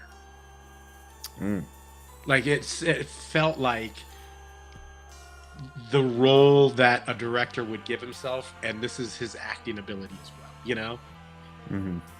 Well, it's like that short film that we watched where the writer of it, that short film I directed, the writer gave himself the most interesting role. Yeah. And he acted in it. Yeah. That's what this felt like. But it turns out. Here's a question I've always asked. So if you're watching a bad movie and it's terrible, what would you do if you had to rewrite it to make it an actual good film? So I would start from scratch. I really like this idea, the idea here. I like the character. You know what? Of the Mikey. Let's save that for the end, so we can get through and talk about what the ending is. And, it's tough to. Right. Let's save that question for the end. Let's try to get through this. Try and remember. Kind of quick. They send Mike away to an antique shop where he'd be safe. Don't know why he's gonna be safe at an. Oh, and there's so shop. much ADR here. Yeah. There's so much ADR that's like, oh hey Mikey, well they're in the back there. You could go look at. There's a bed I made up for you, and like there's a ADR as well that's at the start that's like, oh I wonder what he sounded about the brother. Jody sounded pretty anxious on the phone. I hope he's okay. Like, and that's all ADR'd as they're like. It looks like it's funny because they frame it as though this is their antique shop, the ladies. But then they're stupid. But what's ADR? Sorry. It's just when you record dialogue in a studio and then put it over the film. Have you okay. ever been watching a movie and all of a sudden, just slightly, you hear the people's voices come in super clear? Right. That's ADR. It's where there's either noise in the background or they just need to fill in a little something, and they'll record it in the Did you studio, ever and it see The just comes Fly? Yes. In The Fly at the end, because they have all those machines running and stuff. Her crying is even ADR at the end of The Fly. Yeah, okay. so that's like a perfect example of ADR. But yeah. So yeah, there's quite a few of it, parts of that in this movie. But so yeah, they send him to the antique store for zero reasons other than, again, vibes, I guess, because this scene where Vibes. this photo moves, and then he just goes back home. Oh no! So he does go back home, but there is the scene where they run across Reg's ice cream truck laying on his side. Again, another great shot. Yes, this is a pretty shot. I will give it that. It's funny because I don't even think about that anymore. Like when I'm watching a movie, it's if the writing is bad, I can't even appreciate anything about it. Like that's just how I am. But yeah, I mean, I just, I was just really taken by a lot of these they're really just nice shots. And again, symmetry, great lighting, like, yeah, great shot. But anyways, they find Reg's truck overturned on the side of the road. I don't remember where Reg is going with the creature. Yeah, that's a good point. Oh no. guess- This is what was happening. Is he dropped Mikey off at the antique store and was driving back. He was supposed to go back with Jody to meet up with Jody, and they were going to go and execute the very thought out plan. So on the way back, the creature broke out, and and then you gotta wonder what happened to Reg. Is Reg dead? We will find out. Again, everything is so close to each other in this town, so we know where he shows up later. Yeah. But anyway. Oh wait, this is quite a ways down the ways. Mike gets home. His brother. I want to say the girls. You're missing about the girls. So yeah, he runs back to the car. That's right, with the girls. Mm-hmm. So the girls are taking him home because he sees that weird photo thing, and for some reason that's they need to know this kind of thing. And so he's like, "You have to take me home right now." And so they stop and see the truck. This is the shot you're seeing now is from within their car. Mm-hmm. And it's again a lot of ADR here because the girls are like, "Mike, stop! Like, what are you doing?" Like, and it's all ADR. Like they thought, man, it's really weird that these girls aren't concerned for this 13-year-old boy that they can be charged with watching. Like they're not concerned about him running out to a crashed vehicle. So they had to ADR it. That's right. I don't think I finished saying. I just want to say real quick. Yeah, it's supposed to be their antique store. It's framed as, but then they're looking around the antique store as though they're customers of the antique store. So maybe that's it. Maybe he thought the antique store was just a great place, and then he's like, "You guys meet him there." Yeah, literally, he thought, "Oh, I can get permission to film in this cool antique store. We'll do that." That's probably what it was. Yeah. Yeah. 100%. And then he had to tie it in somehow. Yeah. So he runs back to the car, gets in, tells them we got to get out of here.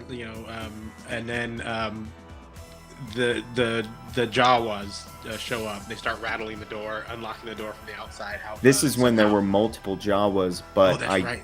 I do think though, now that I'm thinking about it, I think there were multiple in the scene, but Just- never in the same shot. Yeah. Yeah, Because there's one that definitely jumps inside the car.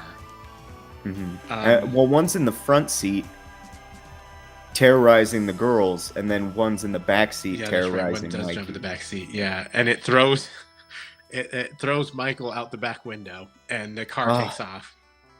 That made me so mad. It's like he would be cut up. That's one strong jaw. Yeah. Yeah. Well, they are dense. You find Yeah, out later. that's true. They're still. Yeah, I think he already said at one point, he's like 200 pounds. Again, ADR. You know, But so. they throw him out he throws him out the window. Again, if you watch the movie, it's actually another really, really good shot of Mike lying on the road and the car driving off into the dark. Oh yeah, that was pretty shot. Yeah. And so Mike gets up, runs home, gets home.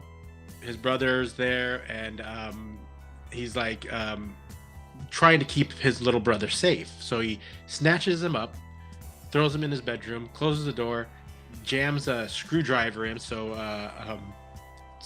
Mike can't open it, and leaves. He's gonna go complete am I his just mission. stupid, or does that seem like that wouldn't work? I don't It know why. wouldn't. Okay. It's like, is this a thing they used to do in the 70s and 80s that I just don't know about?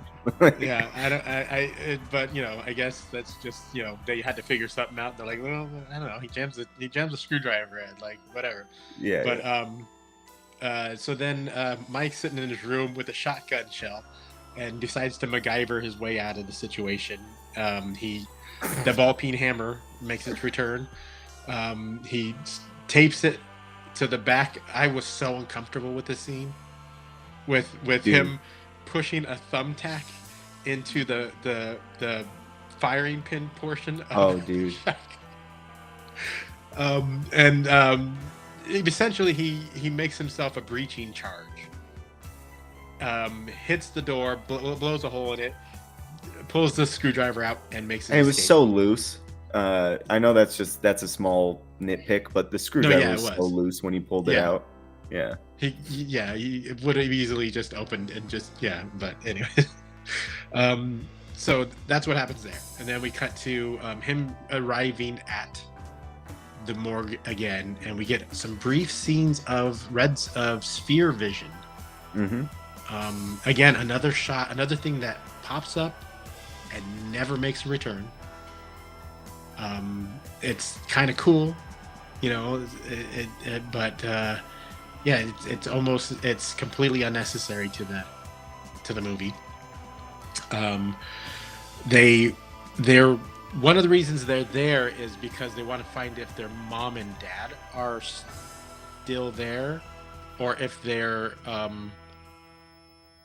because the dwarf that they found was their friend's head. Was Tommy. Yeah, it was Tommy. Yeah, it was Tommy, but he had been shrunken.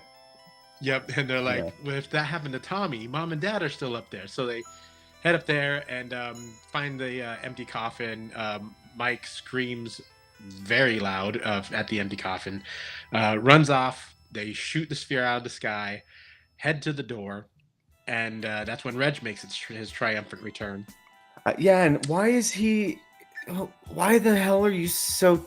I mean, I get that it's a shocking revelation, but it's not like that. It presents the empty coffin. It's like it doesn't present a threat that you didn't already know existed. Yeah, it's like it'd be like, oh, they took their body. What's happened to them? But then he just gets up and starts hysterically screaming and running. Yeah, it's a tall man's gonna hear you, dude. A fear scream, like and he runs into his brother, and then his tone changes immediately because Jody's like, they shoot the sphere. I like how he stops running, sees the sphere, and is just like, oh my god. Yeah. And shoot the sphere out of the sky, and then Jody's like, what's going on? And he thinks about telling Jody, and he's just like, never mind. Yeah. What the was that? Yeah. Like, I'm not gonna tell you that Dad's body was gone from his coffin. And then earlier, Jody had opened the coffin, and his eyes were closed the whole time. It was just a weird scene. Why? Yeah, Jody had opened it previously, Yeah. I think Mikey wasn't supposed to be here. He decided, right? Obviously. Yeah. So he came in later, but yeah, when Jody opened it, he didn't look, and he just said he has to be in there, and that was it. Yeah. Which is like, I mean, what do you think? What's going on here, man? Dude. Mhm. So, Yeah. It's, so yeah, they open the door. I think this is, like you said, kind of Kubrick yeah, feeling. Yeah. Scenes, and they find these dwarves in here. Yeah, apparently in each of those things is a dwarf that's shrunken down bodies. Yeah, Reanimated, shrunken down bodies. Which you think if you could do that, then you wouldn't need slaves. So I know that's a slight spoiler for what's about to happen. But so yeah, they that's pretty much it. They find the tuning fork, so to speak. There's a definite vibration sound coming from them. Mike bends down and puts his hand in, and it kind of sucks him in, and he sees apparently where all these creatures are coming from. According to those in the know, the red planet. right. Yeah, is that right, Tim? It's the red planet. This is. Yeah. Oh, maybe muted. Yeah, he's muted. But yeah, I remember that part. Yeah. Yeah. Do we get to visit the red planet more in the future? Yeah, I think there's a sequel where they get back to it. Nice. But so yeah, they which again, this is. I think you'd probably kind of agree, Nick. Like, this is interesting shit. Like, this is. I want to know more about this, but it's just packaged so poorly. Oh yeah, it's executed so poorly. Had I seen this movie, I forgot like half of the stuff that's in that film. Yeah, it's I think it's interesting. There's no and this is what's weird. So he almost falls in, right? And his brother catches him, I guess, by the belt. And so he's looking at this, and he pulls him back out, and he says, "Oh, it was hot, and the gravity was really heavy. That's why they." And I'm like, "How did you have any idea that? What are you talking about, dude? You're some genius kid. All of a sudden, you've been stupid the whole movie, and then all of a sudden, you MacGyver yourself a door charge." And a breach charge and this whole you know about gravity. I kind of feel like this part where they tie it all together is like just made up at the last moment. Oh, 100%. They were like, no doubt. Man, what is the conclusion here? How does this all tie together? Dang. Aliens. That's what it seems like. I think that this is what they had originally. What if like you lived on Mars or something and the gravity was heavy, and then they just ran with that concept? I just feel like they said, why are they dwarves? Because I think they had oh, they're the little brown things, and then they were like, but it has to be something, and we don't, it's going to be expensive to do like a creature effect, so we'll just do a dwarf in a brown hoodie. But then they're like, oh, in ADR, if you recall, it was, oh, this is Tommy. This dwarf is Tommy. Remember, that was all ADR'd. So that was done later. That was a decision made later. And that, like, so they said, well, why is it Tommy? And it's like, they had, like, they were just like, it's all so cobbled together, bro. Can I also say that tiny cut shot of Tommy going, what was a masterpiece? You'll have to go back and rewatch that part, and it's just like they show the dwarf face, and then just the tiniest Tommy going, and then dead Tommy in the casket. Loved it, but anyways. But again, I do think like the vibration thing, like the frequency, is a really cool idea that could work later, you know. But anyways, so lights go out. I agree too. I think that was a really cool way of explaining what's happening here with the tuning fork planted. It was in a scene that seems that was its only purpose, by the way. Also, I want to just go back to when Reg reappears. There's a Mhm. little exposition from him about what happened to the girls. He finds them, lets Oh, them out, right. sets them out. Reg saves the day with the girls. Um, He says that there were slaves. some girls there that he'd never met before as well. So it's like they had been taken. Maybe that was the girl who was screaming in that one scene who Yeah, yeah. went, yeah, mhm, And earlier. I also like Reg's when Mike says they had to shrink him down because of the gravity and the heat, and Reg goes, and these guys are all ready to go. Love that scene too. Then the lights go out. Just power goes out. You hear some talking. Mike strikes a lighter, and one of the evil Jawas is there. Lights go out again. Apparently, it kidnaps him or grabs him. Doesn't do any harm. It just takes him outside. Because Yeah, dude, I was so confused by all of that. And then Mike goes running after him outside, leaving Reg alone. And he has a flashback to the tuning forks. And it clicks to him that the vibration, the tuning, and so he, in the same way he deadened the noise on the tuning forks with his fingers, he decides to put his hands on the giant tuning forks, stops the sounds for just a brief second as Evil Lady is about to stab Mike. And she stops, like short circuits, I guess. But because of the frequency. Yeah, because of the frequency, which makes no sense. But yeah.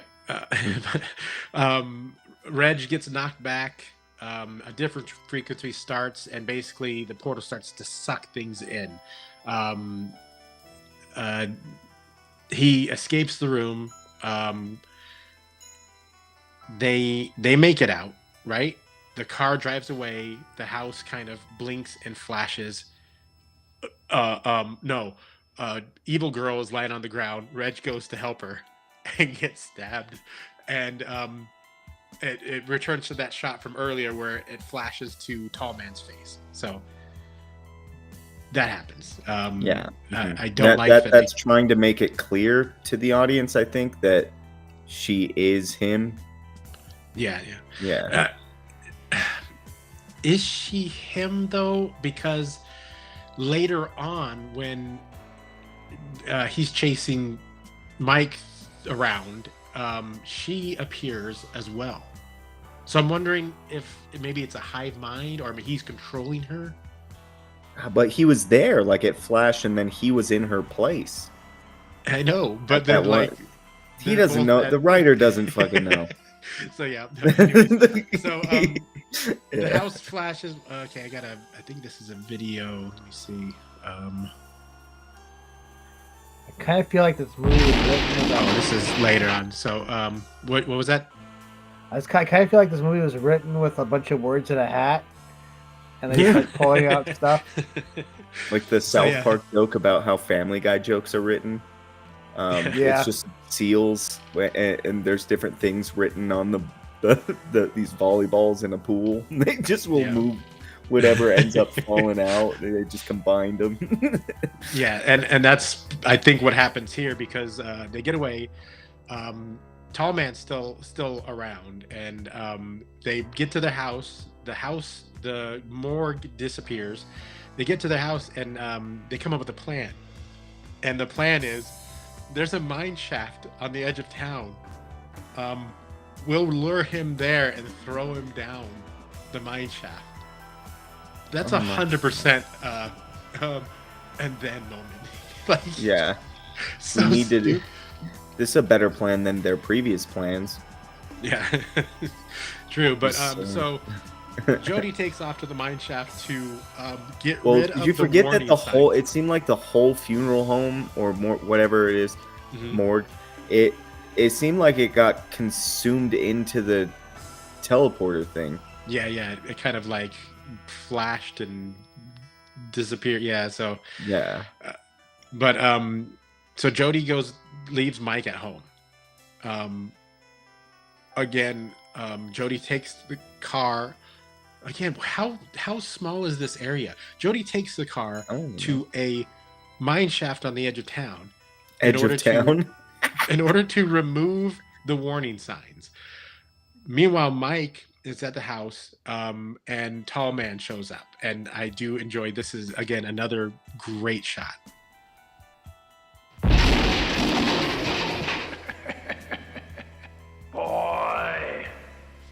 Boy, there's the boy, Tim. Yeah. Yeah. But a beautiful shot, another beautiful shot. But anyways, big chase scene.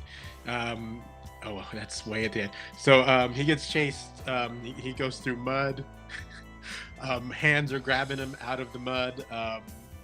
Graves pop out of the ground. Gravestones, I should say. And this is where we return to the no fear thing. Yeah, it flashes back to that. Have no fear. What difference it makes? So retarded, dude. Does not. It does. It. He just. he Doesn't do face. He doesn't face any fears. He just continues to run away. Yeah. Then the woman is there, right? Yeah, the woman shows up. She has a knife. He has a knife, but nothing happens. He runs on. And then he doesn't run around. He doesn't jump. The Tall Man just falls into the mine shaft. No, it seemed like Mikey jumped over it and then landed. Yeah. Seemed like he jumped over it. Yeah, sure. he kind of falls down. Tall Man falls into the pit, and then the brilliant plan works out because Jody throws a bunch of boulders down. Jody did it? Well, don't you know white tall people can't jump? Yeah, that's right. He just falls. But yeah, Jody, the rocks fall into the hole, plugging it up, and then they show a scene, basically Michael point of view from the ground, and Jody's up there like giving like a we did it kind of. Oh right, yeah. See, I was confused. I thought I had no idea why the boulders fell. Honestly, I just was totally confused by that. Okay, that makes sense. So, but boy, what a shot! He must have some practice. Boulder bowling. Boulder bowling. Yeah. So yeah, he's that's Flintstones a lot. He knows what he's doing. Yeah, they win the day. Tall Man's gone, but big twist. Busy. Cut to the next scene, and Mike and Reggie. Like my first thought was like, oh, Reggie lived. Cool. No, I mean Reggie did live, but because Reggie never died, Jody died at some point. I'm assuming in the crash with the parrots. This is what he said. He died in a car crash. Yeah. So I'm assuming Jody, that's the same crash with the parrots, right? Could be. I don't remember it being explicit. Was it explicit that the parents were in a car crash? I think so. Okay. Yeah, I think so.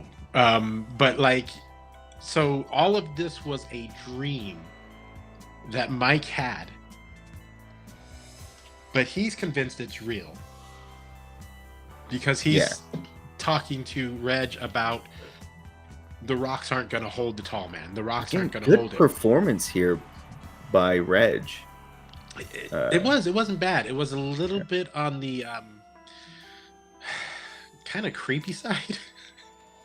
A little bit, but like, I did think that he had some emotion there. Like he's taking care of this kid who's his friend's brother who now has no one, and he's trying to assure him, we'll get through this.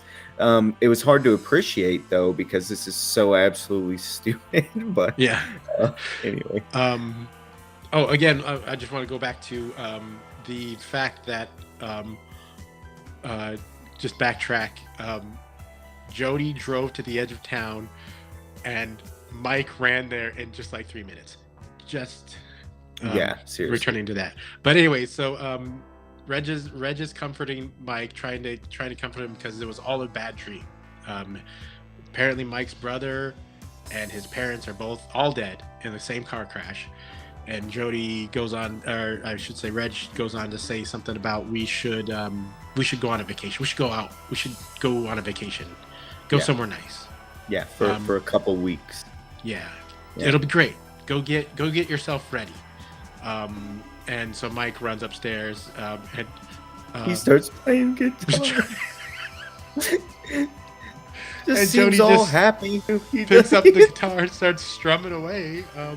Red just starts playing the guitar, and it's totally messed up too because the soundtrack is so out of sync with the tempo he's playing at.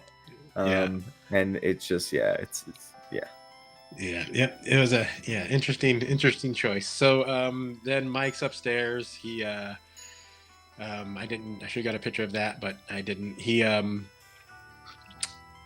looks in the mirror, tall man's there, and the wall busts open and hands grab him and pull him into the darkness, and end of the movie. So was it or was it not a dream? Like so much of that stuff could have gotten cut, and they could have made like a straight to the point movie instead of like. It kind of seems like they filmed it and they go, okay, we need to film some. What do you call it again? ADR. ADR. Yeah, this didn't make sense. Everything. Exactly, dude. It's so cobbled together. So then, seems very convoluted. Yeah. So Nick, how'd you feel? How'd you like it? This is a horrible movie, dude. Recommendation to friends and family? I guess if you're the type who likes bad horror movies, when you're drunk, there's plenty of those. Yeah, there's plenty. So if you're the type, but I thought it was written so poorly, and finding out that he didn't really have it mapped out when he started, boy, that really clears things up for me. Doesn't it? Oh yeah. Like I said, you watch the first one, like this doesn't make any sense, and then like it's not like the first three movies. You find out like the last three like the other half of the series. Yeah. It's like, oh, okay, this is all. You want me to spoil it for you? Because I guarantee you the movies don't get any better. Yeah, go ahead. But so it's an interesting thing though, because I was thinking about sequels because of this movie, but like movies where because the first movie is good, it's so well done, well received or whatever, then they go on to ruin it with sequels. They get progressively worse and worse. Apparently this one, it works the opposite, I guess. The first one's terrible, and then maybe it seems to get better. I'm gonna have to check and see if this is the case. I don't know if it gets better. I just know that you could like, what is this? And then you watch the second one and you're like, okay, that's cool, but what is this? Okay. They keep just riding themselves into more holes. Yeah, and just like, oh, okay, it's about like alternate realities and time travel and something. Yeah. How about you, Tim? Would you recommend this to friends and family? Is this a movie? If you're up late and you stumble across it, just remember it is what it is. Yeah, exactly. It wasn't a good movie. There was things about it that I enjoyed. There were some shots that were really pleasing aesthetically. There were ideas there that I would like to see explored in a good way. But I have a thing for cringy, movies, things where someone's just trying their hardest. It's a spaghetti test. It was what it was. Yeah. Throw it at the wall. See what happens. Exactly. Now, if you had to rewrite it, what would you do to make it from a crappy movie to a better movie? So what I would try and focus on is because this is clearly could be a really good movie, a good story about how to deal with loss and trauma. Yeah. And I think it's really, and it even shows a little bit of character that I would keep the brother Mikey following Jody around. I would keep that. like he's just glued to the hip after their parents died in a car crash or whatever. I would keep all that. That stuff's really, really could have gone somewhere, but it didn't really go anywhere. Kind of at the end, they tried to make it go there, like, oh, this whole thing is just in his head because he's dealing with this, with Jodie's death too, and he's just, but then obviously undercuts it at the end with, but it was real. It's like, what the is happening? But so yeah, I would. Really, the idea is fine. Like, I would build the mystery the same. Like this, I would build the mystery the same. I'd probably get rid of the orbs or change the orbs. But that seems to be sequel material right there. Save the orbs for the sequel. Save the orbs for the sequel. Yeah. Yeah. But no, I kind of like what the reveal is. I would keep almost everything. It just, like, as far as the premise, but I would flesh out the characters more. And I mean, it seems like Jodie has almost no character.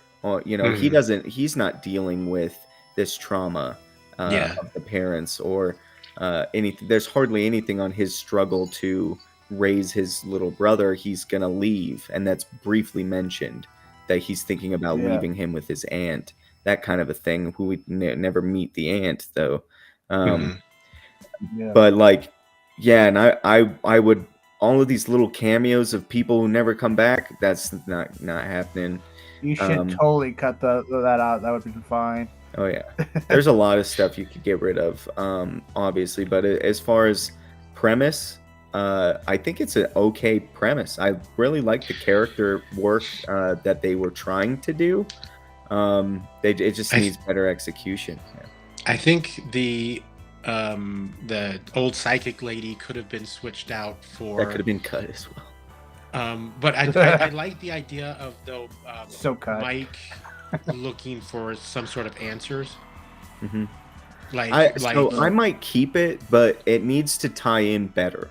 Well, I think that's what I was gonna say. It was like, instead of making her a psychic, or she could still be psychic, but maybe more of like a naturalist who introduces the concept of vibration, maybe, and frequency, so that it kind of the tuning fork too, though.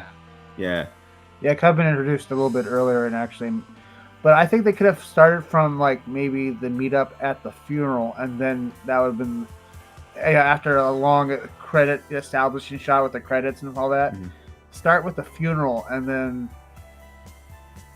like, after the accident. Yeah. The parents' funeral, you mean? Something like that. Yeah, you could do that. I mean, I don't disagree with that. I think that I would make it so we know that Mikey knows Jodie, like he overhears Jodie talking about maybe leaving. That would probably be good. But that way, at the funeral, at least you could kind of introduce all the characters. This is this character, and this is that character, and this is how they know each other. And right, yeah, etc. 100%. And plus, you get the tall man introduced early on. Yeah, and there'd be this tension of, this guy seems creepy, but is he, is he a bad guy? Does he have anything to do with it? So I would cut the flashes of him from the scene where and creeping around in the background was the guy who runs the funeral home at the actual funeral.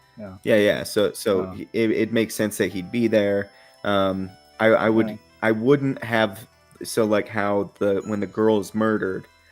When the girl murders Tommy, I wouldn't have flashes of the man. That would not be there. I don't think I would have her murdering anyone, because I don't think I would have her at all, because they have enough bodies, right? People die, It's not like they have a shortage of bodies and they have to kill more people, and maybe they do, but I'd play that up. I'd either play that down or play it up. Right. Yeah, so that's it's what like, I was gonna say. There's more people dying. Yeah. Yeah, if that's like it'd be really cool thing, like have some sort of story plot point early on where, like, people are disappearing from town or whatever. Or people are showing up dead in similar ways that seems weird, right? Yeah. I Right, would they definitely need get to a detective involved in this story for sure. Yeah, but so that's the movie. That's Phantasm. If you're a fan of it, I'm sure. I can't imagine anyone's like. I don't know. I'm gonna have to message Arvid and ask him like, No one is this seriously loves this movie without knowing it's bad. Yeah, no way. So yeah. Yeah, if you enjoyed it and you loved it, sorry if we kind of stepped on your toes, so to speak. But it is what it is. It wasn't. It was. Yeah. But Well, I mean, you liked what you liked. Evil Dead was a low budget horror movie, and it was better planned than this thing. I was gonna say, I was thinking about Evil Dead the entire time I was watching it. Actually, I was thinking, man, Evil Dead's actually pretty good, like in comparison. I'm a big fan of Evil Dead. Evil Dead 2, by the way, because that acts as a sequel and a reboot at the same time. Yeah, Army of Darkness. Yeah. Well, but Van Helsing is a horrible movie with Hugh Jackman, but I like that movie a lot. Yeah. So, like, I don't get down on anyone for liking something that is objectively bad. I fall into that sometimes too. But. So again, as happens sometimes, my battery is I'm down to 10%. So before we run out of full battery, let's do a quick rundown of you guys' stuff real quick. Nick, can people still get Roy Beckwith? Are they able to back it still? Nah, they're screwed. Oh dang! They have to wait, and they have to wait till issue 2. Okay. So well, I mean, I just don't dig the fake scarcity. So back it. There's only 1 day left, but you could also back it after that. So I'm just not. I'm not gonna do that. Okay. Well, then you're shit out of luck, folks, until issue 2. Deal with it. Yeah. Tim, your stuff's available places. Yes, Amazon, Walmart, Barnes & Noble, Melvin 0 through 3, and we are 13 pages away art-wise on Melvin number 4, and it is currently being lettered as we go. All right. So, well, I'm gonna have to just get them off of Amazon because I don't know if we're ever gonna run into each other here in the valley. That's okay, man.